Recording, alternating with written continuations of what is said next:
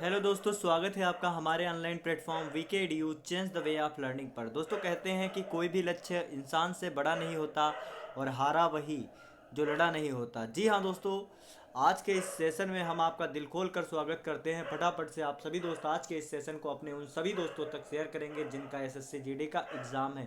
दोस्तों, कहते हैं हौसला हमेशा एक सीमा पर खड़े जवान के जैसा होना चाहिए। तो आपके अंदर जो हौसला है वो उस जवान के जैसा होना चाहिए जिसके रूप में आप स्वयं को देखते हैं। तो फटाफट से सभी दोस्त आज के सेशन को लाइक और शेयर जरूर करेंगे। तो चलिए दोस्तों, बिना किसी देरी के आज के इस सेशन में हम लोग आगे बढ़ेंगे और अपने सभी दोस्तों को एक बार बताना चाहेंगे कि प्रतिदिन दोस्तों आप शाम को 9 बजे जुड़कर हमारे इस चैनल पर दोस्तों एसएससी जीडी के एग्ज़ाम के लिए दोस्तों जीके जीएस की बेस्ट तैयारी कर सकते हैं। हर एक क्वेश्चन दोस्तों एसएससी के द्वारा पूछा गया प्रीवियस ईयर क्वेश्चन होगा और जिसके माध्यम से हम विशेष एनालिसिस के साथ में आपको बताने वाले। पहला क्वेश्चन है दोस्तों, कंप्यूटर से निकाला गया रिजल्ट क्या कहलाता है? कमेंट सेक्शन में छाप देंगे। तो यहाँ पर दोस्तों देखेंगे कंप्यूटर से निकाला गया रिजल्ट क्या कहलाता है। तो दोस्तों इसका एकदम करेक्ट आंसर क्या होगा? सभी दोस्त छाप देंगे। ऑप्शन ए है दोस्तों data, option B memory, option C है दोस्तों आउटपुट, ऑप्शन डी है दोस्तों इनपुट। दोस्तों कंप्यूटर से निकाला गया रिजल्ट क्या कहलाता है? तो एक कंप्यूटर या फिर दोस्तों कोई अन्य दोस्तों इलेक्ट्रॉनिक उपकरण जिसमें दोस्तों जो संसाधित उपकरण है उसके द्वारा भेजा जाने वाली जो जानकारी होती है वह हमेशा दोस्तों क्या कहलाती है? आउटपुट कहलाती है। क्या कहलाती है? आउटपुट कहलाती है। सभी दोस्त ध्यान रखेंगे। अगर आपसे पूछा जाएगा आउटपुट के उदाहरण कौन कौन से हैं, सभी दोस्त बताएंगे। कंप्यूटर में दोस्तों दो तरीके के होते हैं। कंप्यूटर में उदाहरण होते हैं दो तरीके। एक तो होते हैं आउटपुट और एक होता है दोस्तों इनपुट। तो आउटपुट में दोस्तों कौन कौन से कंप्यूटर में उदाहरण होते हैं? तो दोस्तों जो चीज़ें दिखाई देती हैं कंप्यूटर में बाहर से उन्हें दोस्तों क्या कहते हैं? आउटपुट। जो चीज़ें कंप्यूटर में बाहर से दिखाई देती हैं उन्हें क्या कहते हैं? आउटपुट। और जो चीज़ें कंप्यूटर की दिखाई नहीं देती हैं उन्हें दोस्तों क्या कहते हैं? इनपुट। दोस्तों इसी तरीके से हार्डवेयर और सॉफ्टवेयर में अंतर होता है। दोस्तों सॉफ्टवेयर जो दोस्तों कंप्यूटर का भाग दिखाई नहीं देता है और हार्डवेयर दोस्तों जो कंप्यूटर का भाग दिखाई देता है वो हार्डवेयर होता है। सभी दोस्त ध्यान रखेंगे। आउटपुट के एग्जांपल कौन कौन से हैं? जैसे कि दोस्तों आपका हो गया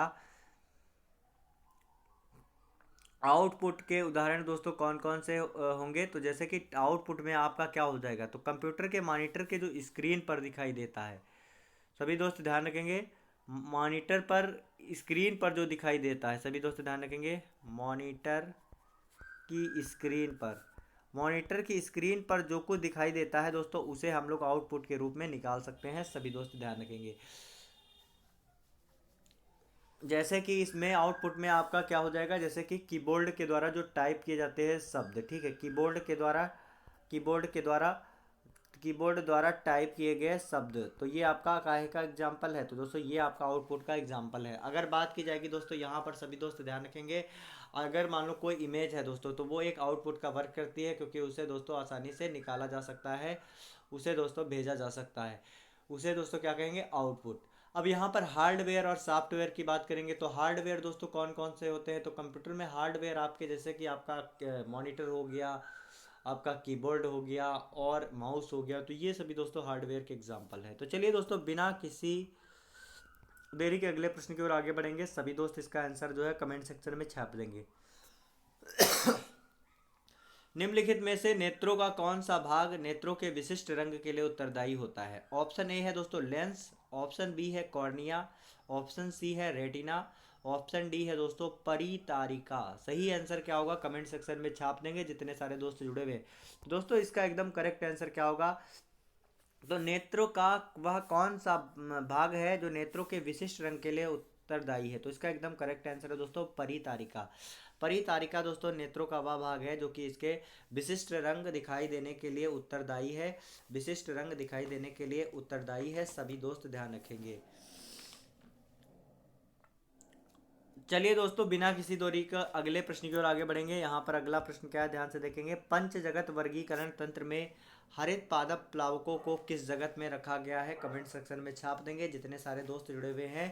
फटाफट से सभी दोस्त आज के सेशन को लाइक और शेयर करेंगे। दोस्तों अगर फर्स्ट टाइम आप हमारे चैनल को विजिट कर रहे हैं तो एक बार दोस्तों सब्सक्राइब जरूर करेंगे, बिकॉज दोस्तों यहाँ पर जो है आपको बहुत ही इंपॉर्टेंट कंटेंट मिलने वाला है एसएससी जीडी से रिलेटेड। अगर अभी तक आपने हमारे टेलीग्राम चैनल को नहीं ज्वाइन किया है तो उसका लिंक आपको दोस्तों हमारे डिस्क्रिप्शन में मिल जाएगा, वहाँ से आप डायरेक्टली हमारे टेलीग्राम पर पहुँच सकते हैं और दोस्तों उसे ज्वाइन करेंगे। बहुत सारे महत्वपूर्ण नोट्स आपको वहाँ पर प्रोवाइड करवाए जाते हैं डेली बेसिस पर, तो आप लोग वहाँ जुड़कर बहुत अच्छे तरीके से अपने नोट्स के माध्यम से अपनी तैयारी कर सकते हैं। तो सभी दोस्त इस क्लास को देखने के बाद जो है टेलीग्राम चैनल को ज़रूर ज्वाइन करेंगे, वहाँ पर आपको लिंक्स मिल जाएंगे जो महत्वपूर्ण क्लासेज होंगी, साथ ही साथ में महत्वपूर्ण नोट्स भी मिल जाएंगे। तो इसका आंसर क्या होगा एक बार कमेंट सेक्शन में छाप देंगे। यहाँ पर दोस्तों क्या पूछा जा रहा है, हरित पादप प्लावकों को किस जगत में रखा गया है, तो कमेंट सेक्शन में छाप देंगे।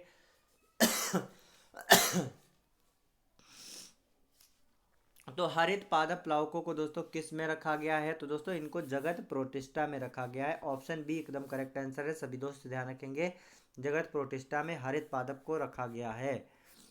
और दोस्तों पादप एक कोशिकीय और यूकैरियोटिक होते हैं। पादप दोस्तों कैसे होते हैं, एक कोशिकीय, ध्यान रखेंगे, एक कोशिकीय होते हैं। और दोस्तों कैसे होते हैं, यूकैरियोटिक,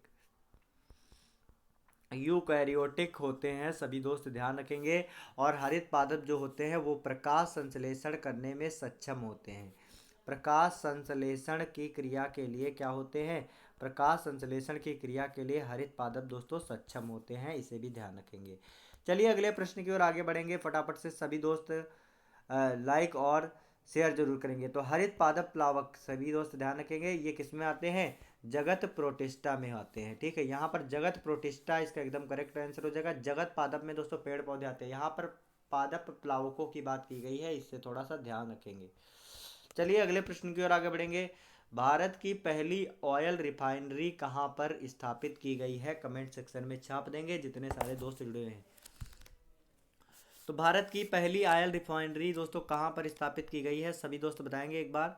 भारत की पहली ऑयल रिफाइनरी दोस्तों कहाँ पर स्थापित की गई, डिबगोई, ऑप्शन बी है दोस्तों विशाखापट्टनम, ऑप्शन सी है दोस्तों पानीपत, ऑप्शन डी है जामनगर। सही आंसर क्या होगा कमेंट सेक्शन में छाप देंगे, जितने सारे दोस्त जुड़े हुए एक बार सभी दोस्त लाइक और शेयर जरूर करेंगे।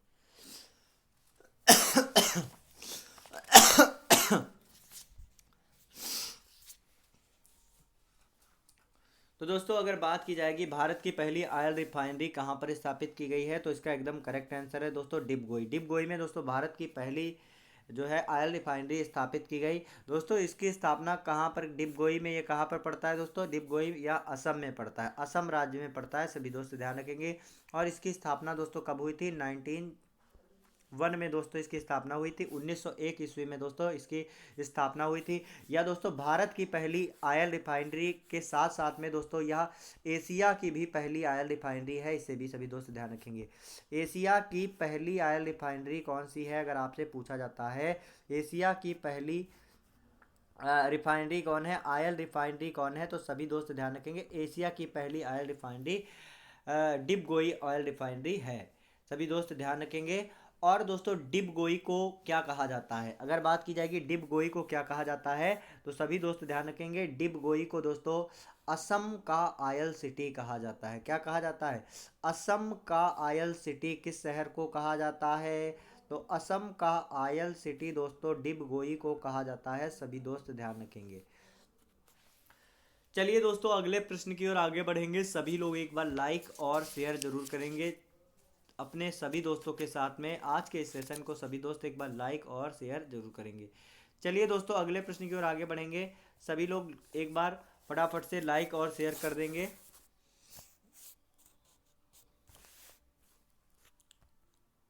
अगला जो प्रश्न है उसकी तरफ आगे बढ़ेंगे दोस्तों। आगरा नगर की स्थापना किसने की थी, कमेंट सेक्शन में छाप देंगे। बहलोल लोधी, सिकंदर लोधी, अकबर या फिर दोस्तों हुमायूं। तो इसका सही आंसर क्या होगा कमेंट सेक्शन में छाप देंगे। तो दोस्तों आगरा नगर की स्थापना किस वंश के शासक के द्वारा की गई थी, तो आगरा नगर की स्थापना दोस्तों लोधी वंश के शासक, जिनका नाम क्या है कमेंट सेक्शन में छाप देंगे।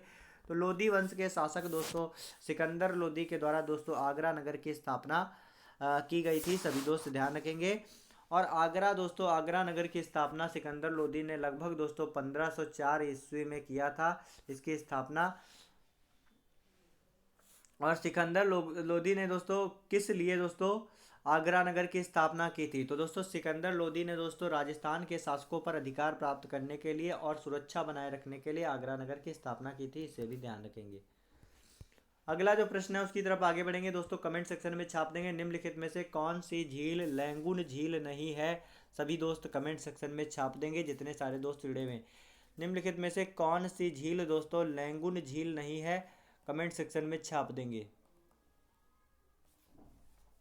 सांभर झील, ऑप्शन बी है दोस्तों चिल्का झील, ऑप्शन सी है दोस्तों पेरियार झील, और ऑप्शन डी है दोस्तों पुलिकट झील। पुलिकट झील सही आंसर क्या होगा कमेंट सेक्शन में छाप देंगे, जितने सारे दोस्त जुड़े हुए हैं। तो कौन सी झील दोस्तों लैंगुन झील का उदाहरण नहीं है? तो इसका एकदम करेक्ट आंसर है दोस्तों सांभर झील। दोस्तों सांभर झील दोस्तों लैंगुन झील का उदाहरण नहीं है। बाकी अगर बात की जाएगी चिल्का झील, पेरियार झील, पुलिकट झील, और साथ ही साथ ये किसके उदाहरण है? तो ये दोस्तों लैंगुन झील के उदाहरण है। सभी दोस्त ध्यान रखेंगे किसके उदाहरण है? लैंगुन झील के ये उदाहरण है। और सांभर झील दोस्तों लैंगुन झील का उदाहरण नहीं है। और सांभर झील की बात की जाएगी तो यह कहाँ पर पड़ती है? तो दोस्तों राजस्थान में पड़ती है। राजस्थान में कौन सी झील पड़ती है? सांभर झील पड़ती है, सभी दोस्त ध्यान रखेंगे। और साथ ही साथ में यह एक खारे पानी की झील है, इसे भी ध्यान रखेंगे। भारत में खारे पानी की झील कौन सी है? सांभर झील। खारे पानी की झील है सांभर झील, और यह दोस्तों राजस्थान के जयपुर शहर में स्थित है, जयपुर शहर में है। चलिए दोस्तों कुछ प्रमुख झीलों को देखेंगे जो कि बार बार एग्जाम में पूछा जाता है, तो सभी दोस्त ध्यान रखेंगे। फटाफट से सभी दोस्त आज के इस सेशन को लाइक और शेयर जरूर करेंगे। यहाँ पर दोस्तों हम कुछ प्रमुख राज्यों के साथ में हम इसे याद करने वाले हैं, तो इसे आप लोग याद रखेंगे। अगर दोस्तों बात की जाएगी राजस्थान की, तो सभी दोस्त ध्यान से देखेंगे और एकदम बिंदास तरीके से याद करेंगे। राजस्थान की अगर बात की जाएगी दोस्तों, तो राजस्थान में दोस्तों अगर आपसे पूछा जाता है कौन कौन सी झीलें हैं, तो सभी दोस्त ध्यान रखेंगे राजसमंद, नाम याद रखेंगे। राजसमंद झील कहाँ पर है? राजस्थान में है। अगर बात की जाएगी दोस्तों पिछौला झील कहाँ पर है, तो सभी दोस्त ध्यान रखेंगे पिछौला झील भी दोस्तों राजस्थान में है। अगला अगर दोस्तों आपसे पूछा जाता है सांभर झील कहाँ पर है, तो अभी मैंने आपको बताया था सांभर झील जो कि आपकी कैसी झील है? सांभर झील दोस्तों जो कि आपकी लैंगुन झील का उदाहरण नहीं है, सभी दोस्त ध्यान रखेंगे। यह राजस्थान के जयपुर में है, और साथ ही साथ में यह खारे पानी की झील है। अगला दोस्तों राजस्थान में और कौन कौन सी झीलें हैं, तो दोस्तों जयसमंद, नाम याद रखेंगे जयसमंद। जयसमंद कहाँ की झील है? राजस्थान की। अगर आपसे पूछा जाता है दोस्तों डीडवाना, डीडवाना झील कहाँ की है? कमेंट सेक्शन में छाप देंगे। तो दोस्तों डीडवाना झील भी राजस्थान की है। तो कौन कौन सी है सभी दोस्त याद रखेंगे? पिछौला झील, राजसमंद झील, डीडवाना झील, जयसमंद, राजसमंद जयसमंद, ठीक है, इसे याद रखेंगे। राजसमंद, जयसमंद, पिछौला, डीडवाना और सांभर, ये दोस्तों राजस्थान की प्रमुख झीलें हैं। अगला दोस्तों अगर आपसे पूछा जाता है उत्तराखंड की प्रमुख झीलें कौन कौन सी है, जो कि बहुत बार आपसे पूछी जा चुकी है, उत्तराखंड के झीलों के बारे में प्रश्न बनते हैं कहीं ना कहीं, तो उत्तराखंड का एक ट्रिक है आप लोग याद रखेंगे, जिसके लास्ट में दोस्तों आ जाए ताल। क्या आ जाए? ताल आ जाए। ताल से याद रखना, ताल है दोस्तों इसकी क्या ट्रिक, तो ताल आ जाए तो आप क्या करेंगे? याद कर लेंगे। तो उत्तराखंड की कौन कौन सी झीलें हैं ध्यान से देखेंगे, जैसे कि आपका हो जाएगा नैनीताल। तो नैनीताल झील दोस्तों कहाँ पर है? उत्तराखंड में। अगर आपसे पूछा जाता है दोस्तों मल्ली ताल, तो मल्ली ताल झील कहाँ पर है? तो दोस्तों मल्ली ताल झील है उत्तराखंड में। खुरपतिया ताल, अगर आपसे पूछा जाता है खुरपतिया ताल, तो खुरपतिया ताल झील कहाँ पर है? तो दोस्तों ये भी आपका उत्तराखंड में है। अगर दोस्तों आपसे पूछा जाता है देवताल, तो देवताल दोस्तों झील कहाँ पर है? तो ये भी आपकी उत्तराखंड में। तो सभी दोस्त तो देख रहे हैं नैनीताल, मल्लीताल, खुरपतिया ताल और देवताल, ये सभी झीलें कहाँ पर स्थित हैं? तो ये सभी दोस्तों उत्तराखंड में स्थित है। एक और झील है जिसका नाम है दोस्तों सात ताल। तो आप लोगों के लिए यह एक ट्रिक है, अगर जिसके पीछे ताल आ जाए झील का नाम है, तो वो कहाँ की होगी दोस्तों? उत्तराखंड की। सभी दोस्त ध्यान रखेंगे। अगर आपसे पूछा जाता है जम्मू कश्मीर की प्रमुख झीलों के बारे में, तो सभी दोस्त ध्यान रखेंगे जम्मू कश्मीर की कौन कौन सी झीलें हैं, तो दोस्तों डल झील कहाँ पर है? जम्मू कश्मीर में। वुलर झील दोस्तों कहाँ पर है? जम्मू कश्मीर में। अगला दोस्तों अगर आपसे पूछा जाता है वेरी नाग झील कहाँ पर है, तो सभी दोस्त ध्यान रखेंगे वेरी नाग, वेरी नाग झील कहाँ पर है? ये भी जम्मू कश्मीर में। अगर दोस्तों आपसे पूछा जाता है अनंगताल, अनंतनाग, ध्यान रखेंगे अनंतनाग। अनंतनाग झील कहाँ पर है? तो ये भी दोस्तों आपके जम्मू कश्मीर में है। तो इनको याद रखेंगे आप सभी लोग। अनंतनाग, डल, बुलर, बेरीनाग, ये सभी कहाँ पर है दोस्तों? तो ये सभी आपकी जम्मू कश्मीर में है। अगर दोस्तों आपसे पूछा जाता है दोस्तों असम में कौन सी झील है, कमेंट सेक्शन में छाप देंगे सभी दोस्त। असम में कौन सी झील है? साथ ही साथ में दोस्तों मणिपुर में कौन सी झील है, कमेंट सेक्शन में छाप देंगे। कई बार एग्जाम में पूछा जा चुका है। अगला दोस्तों अगर आपसे पूछा जाता है उड़ीसा में कौन सी झील है, सभी दोस्त कमेंट सेक्शन में छाप देंगे उड़ीसा में कौन सी झील है। महाराष्ट्र में दोस्तों कौन सी झील है, कमेंट सेक्शन में छाप देंगे। अगला दोस्तों केरल में आपकी कौन सी झील है, सभी दोस्त बताएंगे। तो ये दोस्तों इन्हें भी हम लोग साथ ही साथ में याद कर लेंगे। हर एक प्रश्न की जो है हम आपको जवाब देने वाले हैं। सभी दोस्त लगातार हमारे साथ बने रहेंगे। जीके जीएस में आपके सारा का सारा हम कंप्लीट करवाने वाले हैं। तो इसलिए दोस्तों प्रतिदिन हमारे सेशन से जरूर जुड़ेंगे। रात में 9 बजे दोस्तों जुड़ेंगे और एकदम बेस्ट तरीके से धुआं धुआं करके आएंगे अपने एग्जाम में। तो दोस्तों असम की बात की जाएगी तो असम झील कहाँ पर है बताएंगे। असम में कौन सी झील है बताएंगे कमेंट सेक्शन में। तो दोस्तों असम में दीपोर झील है। कौन सी झील है? दीपोर झील की अगर बात की जाएगी कहाँ पर है? ये असम में। मणिपुर में दोस्तों कौन सी झील है? तो मणिपुर में तो आपको पता होना चाहिए, बहुत बार पूछा जा चुका है एग्जाम में, लोकटक झील। दोस्तों लोकटक झील पिछली बार दोस्तों CHSL में आपका पूछा गया, लोकटक झील कहाँ पर है? तो मणिपुर में। उड़ीसा में दोस्तों कौन सी झील है, कमेंट सेक्शन में छाप देंगे। तो दोस्तों उड़ीसा में है आपकी चिल्का झील। चिल्का झील कहाँ पर है? उड़ीसा में। महाराष्ट्र में दोस्तों कौन सी झील है? लोनार। लोनार झील कहाँ पर है? महाराष्ट्र में। अगला दोस्तों केरल में अगर आपसे पूछा जाता है तो सभी दोस्त ध्यान रखेंगे बेम्बनाद। बेम्बनाद झील कहाँ पर है? तो दोस्तों केरल में। ये सभी दोस्तों यशस्वी के द्वारा प्रीवियस ईयर क्वेश्चन में पूछी गई सभी महत्वपूर्ण झीलें हैं। इन्हें आप लोग दोस्तों बिल्कुल भी मिस नहीं करेंगे और इन्हें एक बार इस सेशन को बाद में अवश्य देखेंगे। असम में दोस्तों दीपोर झील है, मणिपुर में लोकटक झील है, उड़ीसा में चिल्का झील है और महाराष्ट्र में लोनार झील है। इसी तरीके से दोस्तों केरल में बेम्बनाद झील है। तो चलिए दोस्तों अगले प्रश्न की ओर आगे बढ़ेंगे। अगर वाकई में आप कुछ सीख पा रहे हैं तो एक बार सभी दोस्त लाइक और शेयर जरूर करेंगे। अगला प्रश्न क्या है ध्यान से देखेंगे और सही आंसर जो है कमेंट सेक्शन में छाप देंगे।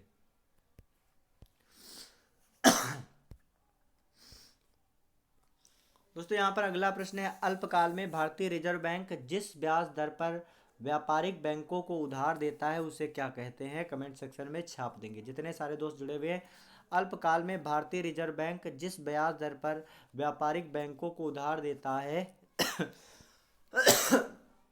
उसे क्या कहा जाता है, सभी दोस्त कमेंट सेक्शन में छाप देंगे। दोस्तों थोड़ा स्वास्थ्य में गड़बड़ी है, उसकी कोई भी प्रॉब्लम नहीं आने देंगे। पूरे वीडियो सेशन में एकदम शानदार तरीके से धुआंधार तरीके से पूरा सेशन कंप्लीट कराएंगे। बस आप लोग लास्ट तक बने रहना हमारे साथ में।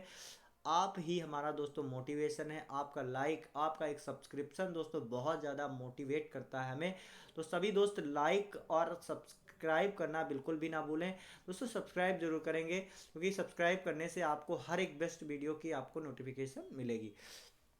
तो यहाँ पर अल्पकाल में भारतीय रिजर्व बैंक जिस ब्याज दर पर व्यापारिक बैंकों को उधार देता है उसे क्या कहा जाता है।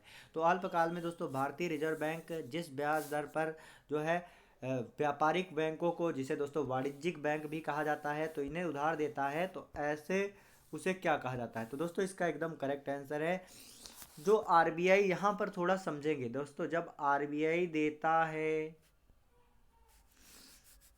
RBI क्या करता है? देता है। और दोस्तों जो आपकी कॉमर्शियल बैंक है, जिन्हें वाणिज्यिक बैंक कहते हैं या फिर दोस्तों क्या कहते हैं, कॉमर्शियल बैंक। दोस्तों वाणिज्यिक बैंक या व्यापारिक बैंक या फिर कॉमर्शियल बैंक, ये दोस्तों लेते हैं, कॉमर्शियल बैंक लेता है। तब जो दोस्तों जो रेट लगती है उसे क्या कहते हैं? तब जो रेट लगती है उसे कहते हैं रेपो रेट, RR। ठीक याद रखेंगे, क्या कहते हैं? Repo rate. जब RBI उधार देता है किसको? व्यापारिक बैंकों को, वाणिज्यिक बैंकों को, तब क्या होता है? रेपो रेट, रेपो दर होता है। तो ऑप्शन डी आपका एकदम करेक्ट आंसर हो जाएगा। यहाँ पर दोस्तों थोड़ा और शेष रह गया, उसे भी समझेंगे।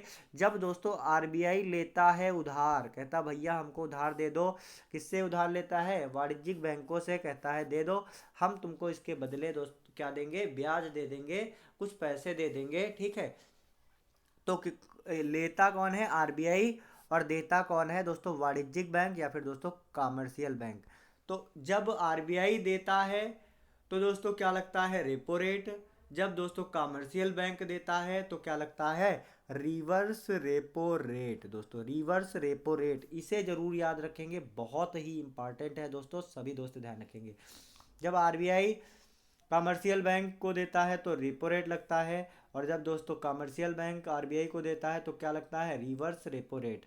तो चलिए दोस्तों, आशा करते हैं आप सभी दोस्तों को बहुत अच्छे तरीके से समझ में आ गया होगा। तो एक बार दोस्त आज के सेशन को लाइक जरूर करेंगे और साथ ही साथ में अपने सभी दोस्तों तक शेयर जरूर करेंगे, फटाफट से सभी दोस्त शेयर करेंगे। अब यहाँ पर दोस्तों थोड़ा सा और जानकारी प्राप्त करते हैं। सबसे ज़्यादा दोस्तों एसएससी के द्वारा आरबीआई के बारे में बनने वाले सभी प्रश्नों को समझने का प्रयास करते हैं। इसका एकदम करेक्ट आंसर है दोस्तों रेपो रेट। ठीक है, अगर बात की जाएगी आरबीआई की दोस्तों, तो आरबीआई की स्थापना किस अधिनियम के तहत हुई थी, तो 1934 के एक्ट के द्वारा दोस्तों आरबीआई की स्थापना कब हुई थी, 1 अप्रैल 1935 को। 1 अप्रैल 1935 को दोस्तों इसकी स्थापना हुई थी। अगर बात की जाएगी दोस्तों आरबीआई की, तो आरबीआई का राष्ट्रीयकरण कब हुआ था दोस्तों, नेशनलाइजेशन इसका कब हुआ था, तो सभी दोस्त ध्यान रखेंगे 1 जनवरी, ध्यान रखेंगे 1 जनवरी 1949 को दोस्तों इसका राष्ट्रीयकरण हुआ था। सभी दोस्त ध्यान रखेंगे। अगर दोस्तों आरबीआई की बात की जाएगी तो आरबीआई का मुख्यालय कहाँ पर है दोस्तों, इसका हेडक्वार्टर कहाँ पर है, तो दोस्तों इसका हेडक्वार्टर कहाँ पर है, मुंबई में दोस्तों इसका मुख्यालय है। सभी दोस्त ध्यान रखेंगे। वर्तमान समय में दोस्तों गवर्नर कौन है, कमेंट सेक्शन में छाप देंगे। आरबीआई का वर्तमान समय में गवर्नर कौन है, तो दोस्तों आरबीआई का वर्तमान समय में गवर्नर कौन है, शक्तिकांत दास। कौन है, शक्तिकांत दास। शक्तिकांत दास दोस्तों वर्तमान समय में आरबीआई के गवर्नर हैं। अगला दोस्तों अगर बात की जाएगी आरबीआई की, तो सभी दोस्त ध्यान रखेंगे आरबीआई का काम क्या है दोस्तों, नोटों का निर्गमन करना किसका कार्य है, नोटों का निर्गमन करना। तो सभी दोस्त ध्यान रखेंगे नोटों का निर्गमन करना किसका कार्य है, तो दोस्तों आरबीआई का कार्य है। साथ ही साथ में साख नियंत्रण करना, विदेशी विनिमय नियंत्रण करना, ये सब दोस्तों किसके कार्य हैं, आरबीआई का कार्य है। दोस्तों आरबीआई को क्या कहा जाता है, बैंकों का बैंक किसे कहा जाता है, कमेंट सेक्शन में छाप देंगे। तो दोस्तों बैंकों का बैंक आरबीआई को कहा जाता है। सभी दोस्त ध्यान रखेंगे, बैंकों का बैंक किसे कहा जाता है, आरबीआई को दोस्तों बैंकों का बैंक कहा जाता है। अगला जो प्रश्न है उसकी तरफ आगे बढ़ेंगे दोस्तों। अगला प्रश्न है, कमेंट सेक्शन में छाप देंगे दोस्तों, बोरलाग पुरस्कार किस क्षेत्र से संबंधित है, सभी दोस्त कमेंट सेक्शन में छाप देंगे। दोस्तों बोरलाग पुरस्कार किस क्षेत्र से संबंधित है, सभी दोस्त बताएंगे। कृषि से, विज्ञान से, खेल से या फिर अर्थशास्त्र से। दोस्तों बोरलाग पुरस्कार किस क्षेत्र से संबंधित है, सभी दोस्त एक बार कमेंट सेक्शन में छाप देंगे। जितने सारे दोस्त आज के सेशन में जुड़े हुए हैं एक बार लाइक और शेयर जरूर करेंगे। एक बार सभी दोस्त लाइक और शेयर जरूर करेंगे और फटाफट से बताएंगे दोस्तों बोरलाग पुरस्कार किससे संबंधित है। दोस्तों यहाँ पर बात की जा रही है बोरलाग पुरस्कार की, तो फटाफट से सभी दोस्त बताएंगे बोरलाग पुरस्कार किससे संबंधित है। दोस्तों बोरलाग पुरस्कार ये जो है किससे संबंधित है, तो बोरलाग पुरस्कार दोस्तों कृषि से संबंधित है। किससे संबंधित है, कृषि से संबंधित है बोरलाग पुरस्कार। सभी दोस्त ध्यान रखेंगे। बोरलाग दोस्तों पुरस्कार किसके नाम पर दिया जाता है, नॉर्मन बोरलाग। ध्यान रखेंगे नॉर्मन बोरलाग के नाम पर दिया जाता है। नॉर्मन बोरलाग दोस्तों कौन थे, ये दोस्तों हरित क्रांति के जनक। हरित क्रांति का जनक कौन है, तो दोस्तों हरित क्रांति के जनक हैं नॉर्मन बोरलॉग। ठीक है, ध्यान रखेंगे। और इनके नाम पर दोस्तों कृषि के क्षेत्र के लिए क्या दिया जाता है, बोरलाग पुरस्कार। नॉर्मन बोरलॉग को दोस्तों कृषि के क्षेत्र में हरित क्रांति के इनको जनक कहा जाता है और कृषि के क्षेत्र में विशिष्ट योगदान के लिए दोस्तों इन्हें नोबेल पुरस्कार प्रदान किया गया था। अगला दोस्तों हरित क्रांति की बात की जाएगी, तो हरित क्रांति दोस्तों इसको समझने का प्रयास करेंगे, कृषि से संबंधित है। तो हरित क्रांति की अगर बात आ रही है तो इसका दोस्तों आपको पता चल गया है हरित क्रांति का जनक कौन है, नॉर्मन बोरलॉग। अगर यही आपसे पूछा जाता है भारत में हरित क्रांति का जनक कौन है, दोस्तों भारत में हरित क्रांति के जनक हैं, इनका नाम क्या है, कमेंट सेक्शन में छाप देंगे। भारत में हरित क्रांति के जनक का नाम है दोस्तों MS स्वामीनाथन। क्या नाम है, MS स्वामीनाथन। MS स्वामीनाथन दोस्तों भारत में हरित क्रांति के जनक हैं। साथ ही साथ में दोस्तों हरित क्रांति किसके किसके लिए प्रसिद्ध है, किसके उत्पादन के लिए, तो खाद्यान्न खाद्यान्न के उत्पादन के लिए दोस्तों, खाद्यान्न के उत्पादन के लिए हरित क्रांति जो है संबंधित है। हरित क्रांति किससे संबंधित है, फटाफट से कमेंट सेक्शन में छाप देंगे जितने सारे दोस्त जुड़े हुए हैं। एक बार लाइक और शेयर जरूर करेंगे, बहुत ही इंपॉर्टेंट सेशन है दोस्तों। कोई भी प्रश्न आपका दोस्तों नहीं छूटने वाला है, कोई भी प्रश्न आपका हमारे इस सेशन से बाहर नहीं जाने वाला है, तो सभी दोस्त लास्ट तक बने रहेंगे और एक बार लाइक और शेयर दोस्तों जरूर करेंगे, क्योंकि सब कुछ दोस्तों आपको इसी में मिलने वाला है और सभी लोग जुड़े बने रहेंगे लास्ट तक। दोस्तों क्रांतियों के बारे में यहाँ पर कृषि से संबंधित हम आपको जो है प्रमुख क्रांतियाँ हैं इनको भी साथ ही साथ में आपको कंप्लीट करवाएंगे, तो फटाफट से सभी दोस्त इनके आंसर जो है कमेंट सेक्शन में छाप देंगे। दोस्तों यहाँ पर बात की जाएगी कृषि से संबंधित प्रमुख क्रांतियाँ, जिससे दोस्तों कहीं ना कहीं बार बार प्रश्न आपके एग्जाम में पूछे जा रहे हैं और एसएससी के द्वारा बार बार दोस्तों दोहराए जा रहे हैं। जैसे कि दोस्तों आपका होता है श्वेत क्रांति, तो कमेंट सेक्शन में छाप देंगे श्वेत क्रांति का संबंध किससे है। अगला दोस्तों आपका है हरित क्रांति, तो मैंने बता दिया कि खाद्यान्न उत्पादन से है। नीली क्रांति का संबंध किससे है। उसके बाद दोस्तों पीली क्रांति का संबंध किससे है। उसके बाद आपको बताना है दोस्तों भूरी क्रांति का संबंध किससे है। उसके बाद दोस्तों आपको बताना है गुलाबी क्रांति का संबंध किससे है। फटाफट से जितने सारे आंसर आपको पता है कमेंट सेक्शन में छाप देंगे। गुलाबी क्रांति, रजत क्रांति, उसके बाद दोस्तों कृष्ण क्रांति और उसके बाद आपका दोस्तों है लाल क्रांति, बताएंगे। इन सभी के आंसर फटाफट से कमेंट सेक्शन में छाप देंगे। लाल क्रांति और दोस्तों आपको बताना है इंद्रधनुष क्रांति। तो ये दोस्तों बहुत बार आपके एसएससी जीडी के द्वारा बार बार एग्जाम में पूछी जा रही इंद्रधनुष, ध्यान रखें कौन सी है, इंद्रधनुष, इंद्रधनुष क्रांति। तो इनके आंसर फटाफट से कमेंट सेक्शन में छाप देंगे जितने सारे दोस्त जुड़े हुए हैं। तो दोस्तों अगर बात की जाएगी यहाँ पर फटाफट से देखेंगे श्वेत क्रांति का उत्पादन किससे संबंधित है, तो दोस्तों यम फॉर दोस्तों मिल्क प्रोडक्शन से संबंधित है। श्वेत क्रांति का संबंध किससे संबंधित है, श्वेत क्रांति किससे संबंधित है, दूध के उत्पादन से। नीली क्रांति किससे संबंधित है दोस्तों, नीली क्रांति दोस्तों मछली के उत्पादन से संबंधित है, फिश प्रोडक्शन से, ध्यान रखेंगे फिश प्रोडक्शन से। पीली क्रांति दोस्तों किससे संबंधित है, तो ऑयल के प्रोडक्शन से यानी कि तिलहन के उत्पादन से। भूरी क्रांति किससे संबंधित है दोस्तों, तो ये फर्टिलाइजर प्रोडक्शन से अर्थात दोस्तों उर्वरक उर्वरक उर्वरक के उत्पादन से है। गुलाबी क्रांति की बात की जाएगी तो दोस्तों प्याज के उत्पादन से और साथ ही साथ में दोस्तों झींगा मछली के उत्पादन से कौन संबंधित है, गुलाबी क्रांति और प्याज के उत्पादन से। अगला दोस्तों अगर आपसे पूछा जाता है रजत क्रांति का संबंध किससे है, तो रजत क्रांति का संबंध दोस्तों एग प्रोडक्शन अर्थात दोस्तों अंडा के उत्पादन से है। कृष्ण क्रांति का संबंध किससे है दोस्तों, तो जैव ईंधन के उत्पादन से है। सभी दोस्त ध्यान रखेंगे जैव ईंधन, कहीं ना कहीं ये आपको दोस्तों इंग्लिश में बायोडीजल करके आपको मिल सकता है। बायोडीजल दोस्तों बायोडीजल के प्रोडक्शन से संबंधित है कृष्ण क्रांति। लाल क्रांति किससे संबंधित है दोस्तों, टमाटर, गोल गोल ये लाल टमाटर दोस्तों, तो लाल टमाटर, तो ध्यान रखेंगे लाल क्रांति किससे संबंधित है, टमाटर से और साथ ही साथ में दोस्तों मांस यानी कि मीट प्रोडक्शन से। अगर दोस्तों आपसे पूछा जाता है इंद्रधनुष क्रांति, तो दोस्तों ये समन्वित कृषि क्रांति है। इसमें दोस्तों सब कुछ शामिल है, समन्वित कृषि क्रांति है। सभी दोस्त ध्यान रखेंगे इसमें सभी क्रांतियां जो हैं सम्मिलित हैं, सभी दोस्त ध्यान रखेंगे। तो आशा करते हैं आप सभी दोस्तों को बहुत अच्छे तरीके से समझ में आ गया होगा। एक बार सभी दोस्त लाइक और शेयर जरूर करेंगे। अगला दोस्तों कृषि से संबंधित प्रमुख शाखाएं हैं जो कि बहुत बार एग्जाम में पूछी जा रही एसएससी जीडी के द्वारा दोस्तों 2021 के एग्जाम में दोस्तों बार बार पूछे गए हैं, तो इन्हें हम लोग देखेंगे। और एक बार सभी दोस्त इसे लाइक और शेयर जरूर करेंगे। अगर वाकई में आप कुछ सीख रहे हैं तो सभी दोस्त लाइक और शेयर जरूर करेंगे। बताएंगे दोस्तों सेरीकल्चर में किसका उत्पादन किया जाता है, कमेंट सेक्शन में छाप देंगे। सेरीकल्चर बहुत बार पूछा गया। सिल्वीकल्चर बताएंगे, सेरीकल्चर सिल्वीकल्चर। अगर दोस्तों आपसे पूछा जाता है हॉर्टिकल्चर बताएंगे, हॉर्टिकल्चर में दोस्तों किसका उत्पादन किया जाता है। साथ ही साथ में आपको दोस्तों बताना है विटीकल्चर, बहुत बार पूछा जा चुका है विटीकल्चर। ये दोस्तों बहुत ही हम कह नहीं सकते हैं कितने महत्वपूर्ण हैं, कहीं ना कहीं आपको मिलेंगे। और एग्ज़ाम के बाद हम आपको हर एक क्वेश्चन दिखाएंगे कि कितने सारे क्वेश्चन हमारे सेशन से दोस्तों पूछे जा रहे हैं। तो इसलिए सभी दोस्त बने रहेंगे दोस्तों, अभी काफ़ी समय है। आपका एग्ज़ाम दोस्तों 10 जनवरी से 14 फरवरी के बीच में होना है, तो बिल्कुल भी घबराइए मत और बने रहिए हमारे साथ में जीके जीएस के लिए। अगर आपसे दोस्तों पूछा जाता है एपीकल्चर, तो सभी दोस्त बताएंगे एपीकल्चर का संबंध किससे है। साथ ही साथ में आपको बताना है दोस्तों फ्लोरीकल्चर का संबंध किससे है। फ्लोरिकल्चर। तो यहाँ पर दोस्तों ध्यान से सुनेंगे और याद कर लेंगे। तो अगर बात की जाएगी दोस्तों सेरीकल्चर का संबंध किससे है, तो दोस्तों सेरीकल्चर का संबंध रेशम के उत्पादन से है। सिल्वीकल्चर का उत्पादन किससे है दोस्तों, वन कृषि से है। वन कृषि किसके अंतर्गत होती है, सिल्वीकल्चर के अंतर्गत। हॉर्टिकल्चर की अगर बात की जाएगी तो फल फल का उत्पादन किसके अंतर्गत किया जाता है, फल का उत्पादन दोस्तों हार्टिकल्चर के अंतर्गत किया जाता है।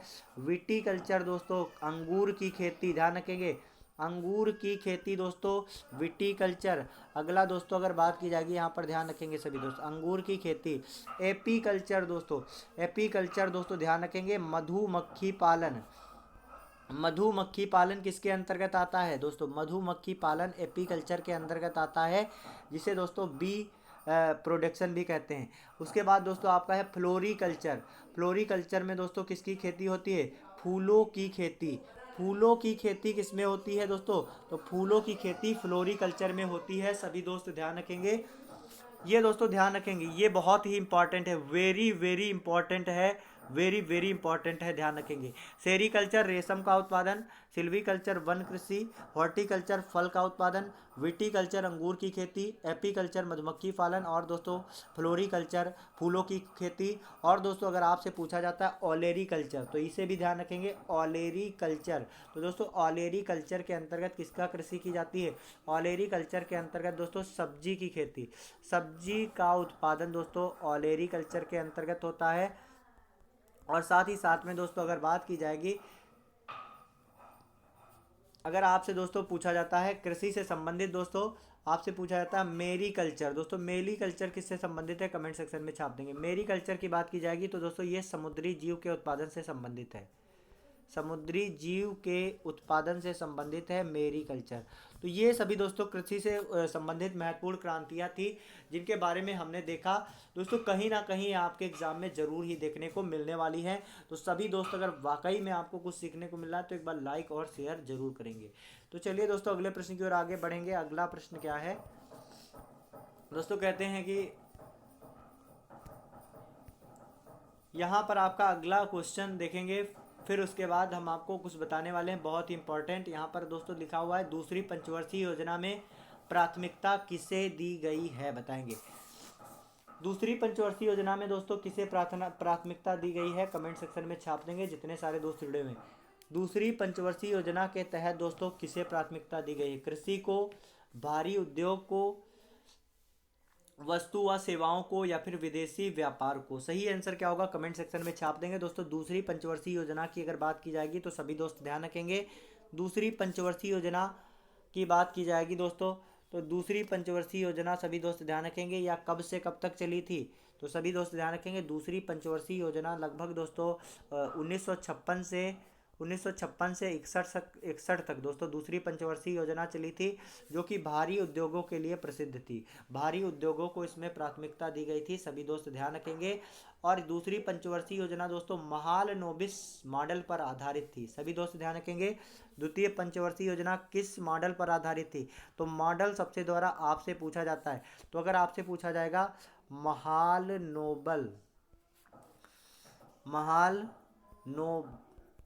नोबस है, ठीक है, ध्यान रखें।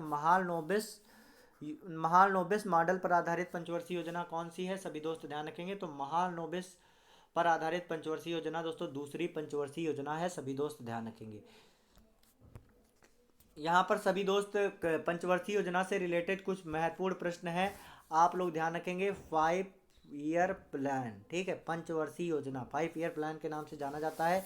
तो अगर बात की जाएगी पंचवर्षीय योजना की शुरुआत कब से हुई दोस्तों, सभी दोस्त ध्यान रखेंगे पंचवर्षीय योजना की शुरुआत कब से हुई, तो 1 अप्रैल 1951, ध्यान रखेंगे 1 अप्रैल 1951 से दोस्तों पंचवर्षीय योजना की स्टार्ट हुई। और सबसे पहले दोस्तों प्रथम पंचवर्षीय योजना, जो कि दोस्तों प्रथम पंचवर्षीय योजना की बात की जाएगी तो यह किस पर आधारित थी, तो यह दोस्तों हेराल्ड मॉडल पर आधारित थी, हेराल्ड डामर के मॉडल पर आधारित थी, हेराल्ड डामर के मॉडल पर आधारित थी, सभी दोस्त ध्यान रखेंगे।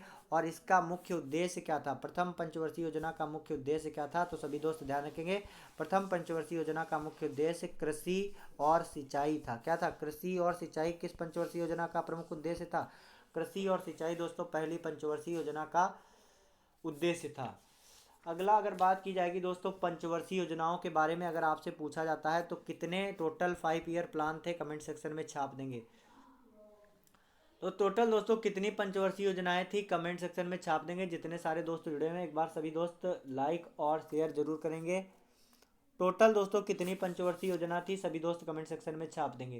तो दोस्तों टोटल पंचवर्षीय योजना की बात की जाएगी तो टोटल दोस्तों 12 पंचवर्षीय योजनाएं थी। कितनी? 12 पंचवर्षीय योजनाएं थी, सभी दोस्त ध्यान रखेंगे। बाद में दोस्तों पंचवर्षीय योजना के स्थान पर क्या आ गया था? तो पंचवर्षीय योजना के स्थान पर दोस्तों योजना आयोग स्टार्ट हो गया था। दोस्तों योजना आयोग की स्थापना की गई है। योजना पंचवर्षीय योजना दोस्तों योजना आयोग, ये दोस्तों बात एक ही है। पंचवर्षीय योजना के आधार स्थान पर दोस्तों नीति आयोग आ गया। क्या आ गया दोस्तों? नीति आयोग। नीति आयोग आ गया दोस्तों, नीति आयोग ध्यान रखेंगे।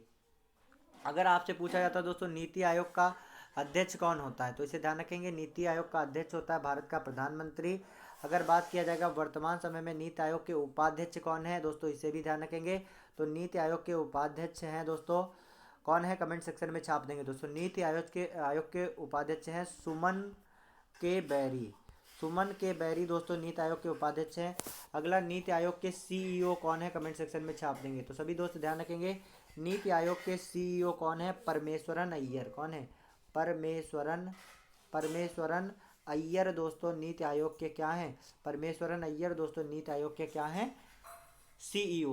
तो ध्यान रखेंगे 12 पंचवर्षीय योजना है। कब से स्टार्ट हुई दोस्तों पंचवर्षीय योजनाएं?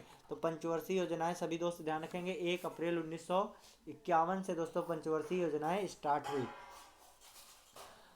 चलिए दोस्तों अगले प्रश्न की ओर आगे बढ़ेंगे। फटाफट से सभी दोस्त आज के सेशन को लाइक और शेयर जरूर करेंगे। अगला प्रश्न दोस्तों लिखा हुआ है विश्व का सबसे ऊंचा गुरुत्वीय बांध कौन सा है, कमेंट सेक्शन में छाप देंगे दोस्तों। विश्व का सबसे ऊंचा गुरुत्वीय बांध कौन सा है, सभी दोस्त कमेंट सेक्शन में छाप देंगे। जितने सारे दोस्त जुड़े हुए हैं एक बार लाइक और शेयर जरूर करेंगे।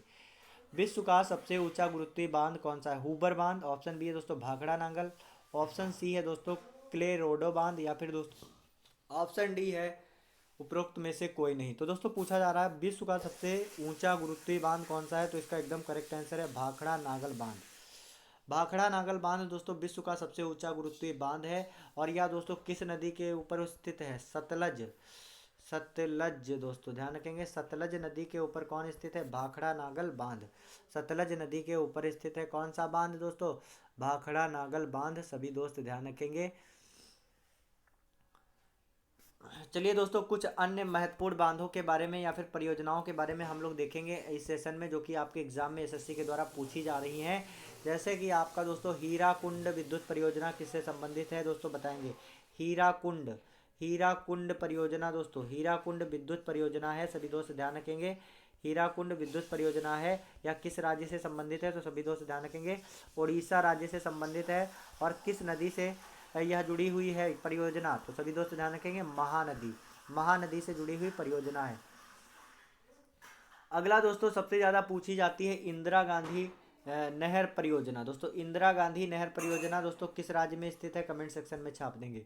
इंदिरा गांधी नहर परियोजना बताएंगे। इंदिरा गांधी नहर परियोजना दोस्तों किससे संबंधित है, तो इंदिरा गांधी नहर परियोजना की अगर बात की जाएगी तो सभी दोस्त ध्यान रखेंगे इंदिरा गांधी नहर परियोजना या दोस्तों राजस्थान से, पंजाब से दोस्तों, और साथ ही साथ में दोस्तों हरियाणा, 3 राज्यों से संबंधित है। सभी दोस्त ध्यान रखेंगे इंदिरा गांधी नहर परियोजना राजस्थान, पंजाब और हरियाणा 3 राज्यों से संबंधित है। और इसमें दोस्तों 3 नदियों से भी रिलेटेड है। कौन कौन से?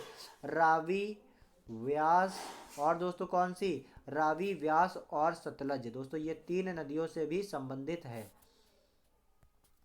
अगला दोस्तों अगर आपसे पूछा जाता है, बहुत बार पूछा जा चुका है दोस्तों, भाखड़ा नागल परियोजना दोस्तों हरियाणा, हिमाचल प्रदेश, राजस्थान, पंजाब से संबंधित है।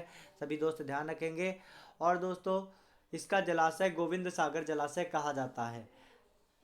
सभी दोस्त बताएंगे टिहरी बांध परियोजना किस राज्य से संबंधित है, बहुत ही इंपॉर्टेंट है। टिहरी बांध परियोजना, टिहरी बांध परियोजना कमेंट सेक्शन में छाप देंगे किस राज्य से संबंधित है।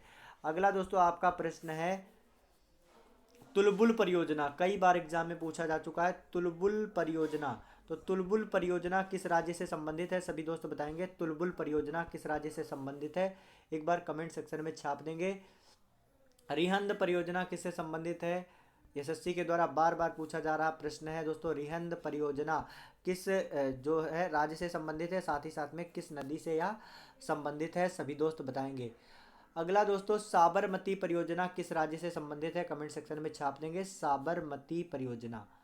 साबरमती परियोजना किस राज्य से संबंधित है, सभी दोस्त बताएंगे। तो यहाँ पर सभी दोस्त ध्यान से देखेंगे। अगर बात की जाएगी दोस्तों टिहरी बांध परियोजना, तो टिहरी बांध परियोजना कमेंट सेक्शन में छाप देंगे दोस्तों। टिहरी बांध परियोजना किस राज्य से संबंधित है? तो टिहरी बांध परियोजना दोस्तों उत्तराखंड राज्य से संबंधित है। और यह दोस्तों उत्तराखंड राज्य से संबंधित कौन परियोजना है? तो सभी दोस्त ध्यान रखेंगे टिहरी बांध परियोजना। और किस नदी पर यह परियोजना है? तो दोस्तों भागीरथी, ध्यान रखेंगे भागीरथी नदी से संबंधित है। अगर बात की जाएगी दोस्तों तुलबुल परियोजना, तो तुलबुल परियोजना किस राज्य से संबंधित है? जम्मू कश्मीर राज्य से संबंधित है दोस्तों तुलबुल परियोजना। और यह दोस्तों किस नदी के किनारे है? दोस्तों यह किस नदी से संबंधित है? झेलम नदी से संबंधित है तुलबुल परियोजना। तुलबुल झेलम, तुलबुल झेलम, जम्मू कश्मीर, ध्यान रखेंगे। टिहरी बांध, टिहरी बांध, टिहरी बांध भागीरथी उत्तराखंड। रिहंद परियोजना, ध्यान रखेंगे दोस्तों, हमारे साथ में बोलेंगे और याद करेंगे हर एक क्वेश्चन को। और साथ ही साथ में अगर नोटबुक और पेन लेकर बैठते हैं तो बहुत ही बेस्ट है। हर एक पॉइंट को आप नोट करेंगे, बाद में दोस्तों इसका रिवीजन करेंगे। रिहंद परियोजना की बात की जाएगी दोस्तों, तो रिहंद परियोजना दोस्तों ये कहाँ पर है दोस्तों? उत्तर प्रदेश में, ध्यान रखेंगे। उत्तर प्रदेश की परियोजना कौन सी है? सभी दोस्त ध्यान रखेंगे रिहंद परियोजना। या दोस्तों रिहंद इसका जलाशय गोविंद बल्लभ पंत सागर है, ध्यान रखेंगे। साबरमती परियोजना दोस्तों साबरमती नदी से संबंधित है। और साबरमती नदी यानी कि दोस्तों गुजरात राज्य से संबंधित है। तो आशा करते हैं आप सभी दोस्तों को बहुत अच्छे तरीके से समझ में आ रहा होगा। एक बार सभी दोस्त लाइक शेयर सब्सक्राइब जरूर करेंगे। तो चलिए दोस्तों अगले प्रश्न की ओर आगे बढ़ेंगे। अगला प्रश्न क्या है, ध्यान से देखेंगे। यहाँ पर दोस्तों अगला प्रश्न है, कमेंट सेक्शन में छाप देंगे दोस्तों, कथक किस राज्य का प्रमुख नृत्य है? दोस्तों आज दोस्तों हम आपको सभी शास्त्रीय नृत्य इस प्रश्न के माध्यम से बताने वाले हैं। एक बार सभी दोस्त लाइक और शेयर जरूर करेंगे। तो दोस्तों अगर बात की जाएगी कथक किस राज्य का प्रमुख नृत्य है, तो दोस्तों कथक, तो कथक को दोस्तों हम बिल्कुल ट्रिक से आपको बता रहे हैं, बिल्कुल छाप लेंगे दिमाग में। कथक दोस्तों याद रखेंगे, कथा खत्म होते ही सब उतर गए। कथा खत्म होते ही क्या हुआ? सब उतर गए, सब उतर गए। तो दोस्तों कहाँ गए? उत्तर गए। सब उत्तर गए, तो उत्तर गए तो उत्तर से क्या बनेगा? उत्तर भारत। तो दोस्तों अगर आपसे पूछा जाता है कथक किस राज्य का नृत्य है, तो सभी दोस्त ध्यान रखेंगे उत्तर भारत यानी कि उत्तर प्रदेश का नृत्य कौन सा है? कथक है, सभी दोस्त ध्यान रखेंगे। ऑप्शन ए आपका एकदम करेक्ट आंसर है। और दोस्तों कथक का अर्थ क्या होता है? तो अगर आपसे पूछा जाता है कथक का अर्थ क्या होता है, तो कथक का अर्थ होता है दोस्तों कथा कहना। अगर दोस्तों आपसे पूछा जाता है यहाँ पर साथ ही साथ में दोस्तों देखेंगे कथक के बारे में, अगर आपसे पूछा जाता है कथक के कलाकार, तो दोस्तों कलाकारों को याद करने की भी हम आपको ट्रिक बताते हैं, जिनके आगे दोस्तों पंडित आ जाए। क्योंकि दोस्तों कथा कहेगा तो कौन कहेगा? पंडित लोग ही दोस्तों कथा कहते हैं। ब्राह्मण कहेगा तो जिन लोगों के नाम के आगे दोस्तों पंडित आता है तो वो इनसे रिलेटेड होंगे, ठीक है। कथक से ज़्यादातर रिलेटेड जो है इनमें पंडित आगे लगता है। जैसे कि दोस्तों आपका हो जाएगा पंडित बिरजू महाराज। तो पंडित बिरजू महाराज का संबंध किससे है? जैसे कि आपका हो जाएगा पंडित बिरजू महाराज दोस्तों, जिनका अभी हाल ही में 2022 में निधन हुआ है, पंडित बिरजू महाराज। उसके आगे दोस्तों पंडित लच्छू महाराज, पंडित लच्छू महाराज दोस्तों, ये किससे संबंधित है? कथक से। अगला दोस्तों अगर आपसे पूछा जाएगा पंडित बिरजू महाराज, पंडित लच्छू महाराज, पंडित सुखदेव महाराज और साथ ही साथ में अहछन्न महाराज, लास्ट में दोस्तों महाराज मिलता, क्या मिलता? महाराज मिलता है। तो दोस्तों ये आपके किससे संबंधित होंगे? कथक से होंगे। साथ ही साथ में दोस्तों एक जो है कथक की एक नर्तिका थी जिनका नाम है दोस्तों सितारा देवी। तो इस नाम को सभी दोस्त ध्यान रखेंगे, सितारा देवी। तो चलिए दोस्तों हम लोग देखने वाले हैं कुछ प्रमुख शास्त्रीय नृत्य। दोस्तों सभी शास्त्रीय नृत्यों की संख्या कितनी है? 8 प्रमुख शास्त्रीय नृत्य है, सबके बारे में देखने वाले हैं।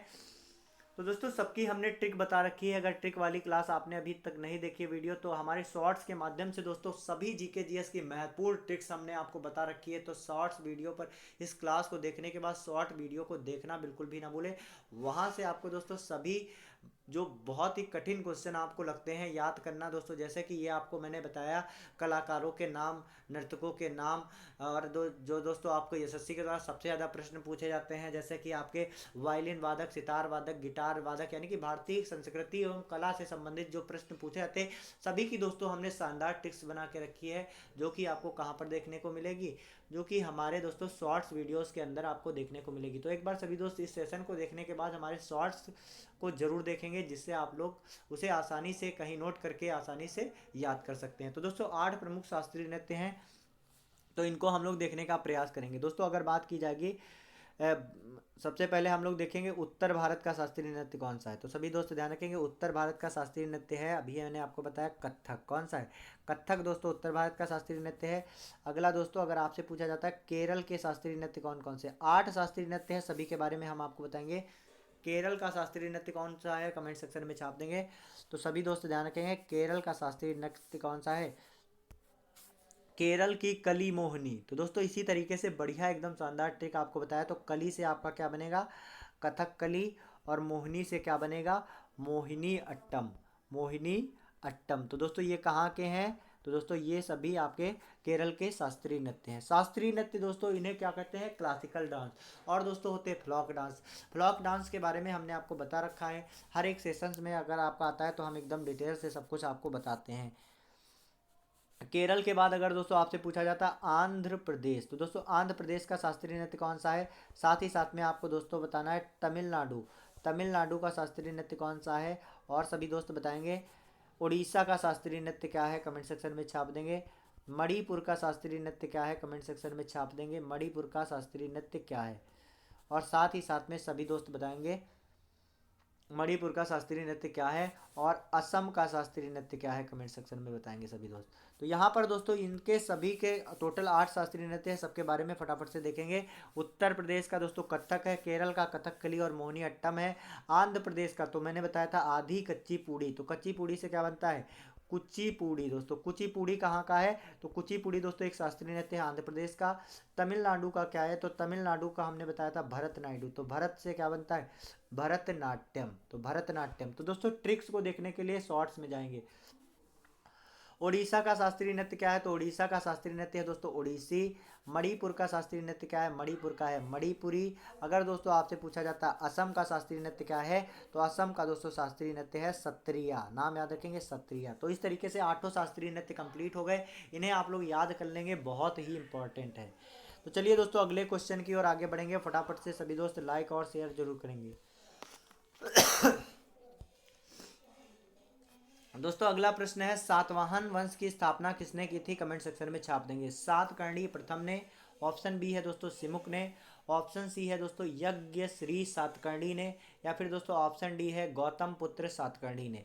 सही आंसर क्या होगा कमेंट सेक्शन में छाप देंगे जितने सारे दोस्त जुड़े हुए हैं। तो सातवाहन वंश की अगर बात की जाएगी तो सातवाहन वंश की स्थापना दोस्तों सिमुक ने की थी। किसने की थी? सिमुक ने दोस्तों सातवाहन वंश की स्थापना लगभग दोस्तों 60 से 60 ईसा पूर्व में की थी। कब की थी? 60 ईसा पूर्व में लगभग दोस्तों सिमुक ने सातवाहन वंश की स्थापना की थी। और इसका उल्लेख दोस्तों कहाँ पर मिलता है? तो नाना घाट अभिलेख में दोस्तों इसके भूमिदान का साक्ष्य मिलता है। सिमुक का दोस्तों एक अभिलेख है नाना घाट अभिलेख। दोस्तों नाना घाट अभिलेख, नाना घाट अभिलेख में दोस्तों भूमिदान का पहली पहली बार भूमिदान का उल्लेख कहाँ पर मिलता है? किस अभिलेख में मिलता है? तो सभी दोस्त ध्यान रखेंगे नाना घाट। याद रखेंगे दोस्तों नाना घाट अभिलेख में क्या मिला? पहली बार भूमिदान का साक्ष्य। पहली बार भूमिदान का साक्ष्य किस अभिलेख से मिला?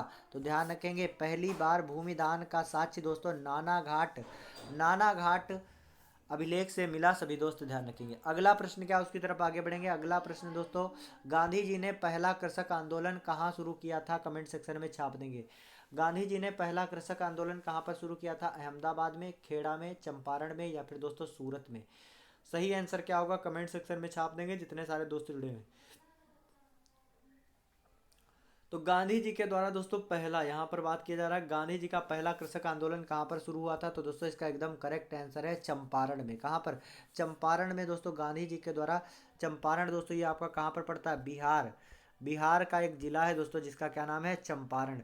तो चंपारण जिले में गांधी जी ने दोस्तों सत्याग्रह का पहला प्रयोग किया था। इन्होंने सत्याग्रह का पहला प्रयोग पहला प्रयोग किया था, सभी दोस्त ध्यान रखेंगे।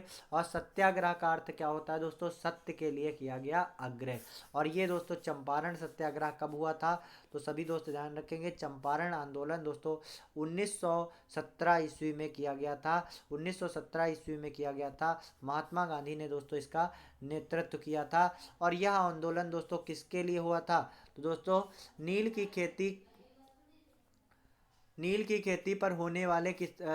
खेती के किसानों पर होने वाले अत्याचार को रोकने के लिए। के नील की खेती के किसानों पर होने वाले अत्याचारों को रोकने के लिए दोस्तों ये जो है चंपारण सत्याग्रह किया गया था दोस्तों। तो चंपारण सत्याग्रह दोस्तों भारत का गांधी जी का पहला कृषक आंदोलन कौन था? चंपारण सत्याग्रह, जो कि बिहार राज्य में हुआ था 1917 में। नील की खेती से जुड़े हुए किसानों के लिए जो अत्याचार हो रहा था उसके विरोध में दोस्तों यह आंदोलन किया गया था महात्मा गांधी जी के द्वारा। चलिए दोस्तों अगले प्रश्न की ओर आगे बढ़ेंगे। फटाफट से सभी दोस्त लाइक और शेयर जरूर करेंगे, फटाफट से कमेंट सेक्शन में छाप देंगे। दोस्तों अगला प्रश्न है, अर्जुन अटवाल किस खेल से संबंधित है? कमेंट सेक्शन में छाप देंगे। अर्जुन अटवाल किस खेल से संबंधित है? ऑप्शन ए है गोल्फ, ऑप्शन बी है मुक्केबाजी, ऑप्शन सी है दोस्तों लॉन टेनिस, ऑप्शन डी है दोस्तों कबड्डी। सही आंसर क्या होगा एक बार कमेंट सेक्शन में छाप देंगे। तो दोस्तों अर्जुन अटवाल किस खेल से संबंधित है? तो दोस्तों अर्जुन अटवाल एक दोस्तों गोल्फ का खिलाड़ी है, सभी दोस्त ध्यान रखेंगे। और अर्जुन अटवाल दोस्तों जिनके नाम के आगे अर्जुन हो तो दोस्तों उन्हें अर्जुन ही पुरस्कार ना मिले तो क्या बात है। तो अर्जुन पुरस्कार से ये सम्मानित किए गए हैं, सभी दोस्त ध्यान रखेंगे। कहते हैं दोस्तों कि लक्ष्य हमेशा अर्जुन के बाण के जैसा होना चाहिए, लक्ष्य हमेशा अर्जुन के बाण के जैसा होना चाहिए, और हौसला हमेशा दोस्तों सीमा पर खड़े जवान के जैसा होना चाहिए। तो अपने हौसले और अपनी उम्मीद को हमेशा जिंदा रखिए, और एक दोस्तों विशाल दोस्तों अपने अंदर चिंगारी पैदा कीजिए। अपने सिलेक्शन के लिए दोस्तों अपने अंदर एक आग पैदा कीजिए, जिसके माध्यम से दोस्तों आप अपने माता पिता के हर एक सपने को साकार कर सकेंगे। तो उस सपने के लिए दोस्तों एक बार खड़े होइए और स्वयं से दोस्तों संकल्प लीजिए कि इस बार दोस्तों 2023 में जब तक हमें सिलेक्शन नहीं मिलेगा तब तक हम हार नहीं मानने वाले हैं। तो चलिए दोस्तों अगले प्रश्न की ओर आगे बढ़ेंगे। अगला प्रश्न क्या है ध्यान से देखेंगे दोस्तों। अगला प्रश्न है, जवाहरलाल नेहरू बंदरगाह कहाँ पर स्थित है? कमेंट सेक्शन में छाप देंगे। सभी दोस्त बताएंगे जवाहरलाल नेहरू बंदरगाह कहाँ पर स्थित है, कमेंट सेक्शन में छाप देंगे। जितने सारे दोस्त जुड़े हुए हैं, जवाहरलाल नेहरू बंदरगाह कहाँ पर स्थित है फटाफट से कमेंट सेक्शन में छाप देंगे। तो जवाहरलाल नेहरू बंदरगाह की अगर बात की जाएगी तो दोस्तों जवाहरलाल नेहरू बंदरगाह दोस्तों यह कहाँ पर स्थित है?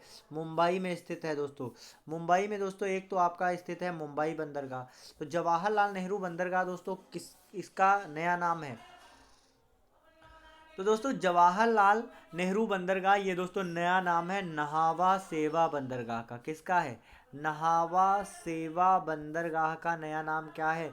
नहावा सेवा बंदरगाह का नया नाम है दोस्तों जवाहरलाल नेहरू बंदरगाह। और दोस्तों यह कहाँ पर स्थित है? महाराष्ट्र राज्य में स्थित है। महाराष्ट्र मुंबई राज्य में स्थित है, सभी दोस्त ध्यान रखेंगे। और यह दोस्तों मुंबई बंदरगाह के भार को कम करने के लिए इसका निर्माण किया गया। मुंबई बंदरगाह के भार को कम करने के लिए दोस्तों इसका निर्माण किया गया नहावा सेवा बंदरगाह। इसका नया नाम क्या पड़ा दोस्तों? जवाहरलाल नेहरू बंदरगाह। चलिए दोस्तों अगले प्रश्न की ओर आगे बढ़ेंगे। फटाफट से सभी दोस्त लाइक और शेयर जरूर करेंगे। अगला प्रश्न ध्यान से देखेंगे। यहाँ पर दोस्तों अगला प्रश्न है, 74वें संविधान संशोधन अधिनियम द्वारा भारतीय संविधान में कौन सी अनुसूची जोड़ी गई है? कमेंट सेक्शन में छाप देंगे। 9वीं, 10वीं, 11वीं या फिर दोस्तों 12वीं। सही आंसर क्या होगा कमेंट सेक्शन में छाप देंगे। दोस्तों 74वें संविधान संशोधन अधिनियम के द्वारा भारतीय संविधान में कौन सी अनुसूची जोड़ी गई? दोस्तों 74वें संविधान संशोधन के अधिनियम के द्वारा दोस्तों एक नया भाग सम्मिलित हुआ। नया भाग नया भाग सम्मिलित हुआ, जिसे दोस्तों क्या कहा गया,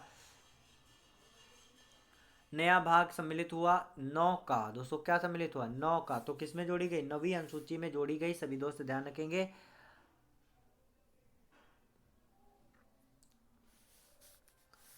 अगला जो प्रश्न है उसकी तरफ आगे बढ़ेंगे। अगला प्रश्न है दोस्तों, मौलिक अधिकार संविधान के किस भाग में वर्णित है, कमेंट सेक्शन में छाप देंगे। दोस्तों मूल अधिकारों की बात की जाएगी तो मूल अधिकार दोस्तों, मौलिक अधिकार दोस्तों, फंडामेंटल राइट्स। फंडामेंटल राइट्स दोस्तों ये कहाँ से, किस देश से लिए गए हैं, किस देश के स्रोत से लिया गया है, तो दोस्तों ये किस देश का स्रोत है, यूएसए। यूएसए मतलब दोस्तों अमेरिका से मौलिक अधिकार लिए गए हैं। सभी दोस्त ध्यान रखेंगे। और ये किस भाग में आते हैं, तो भाग 3 में दोस्तों मौलिक अधिकार आते हैं। साथ ही साथ में इसमें कहाँ से लेकर कहाँ तक दोस्तों आर्टिकल हैं, तो सभी दोस्त ध्यान रखेंगे। भाग 3 में आर्टिकल 12 से 35 तक, आर्टिकल 12 से 35 तक क्या है, तो आर्टिकल 12 से 35 तक दोस्तों मौलिक अधिकार हैं। सभी दोस्त ध्यान रखेंगे।